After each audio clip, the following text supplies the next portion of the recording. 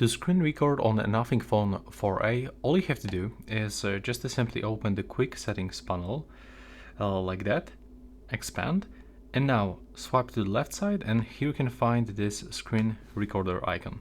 So as you can see now, what we can do, we can select if we want to record the entire screen or, for example, the specific application.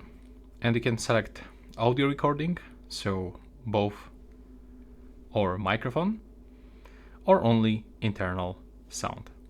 Or you can completely turn it off to don't record any sound. Click next. And now, as you can see, let's say I want to record settings. Now we can find countdown, and it's recording right now. If I'm gonna click on it, I can just tap to stop recording, and now I can find this record over here. If I'm gonna tap on it, I can just open it, for example, by using a gallery. Here I can edit this, send, or do whatever I want.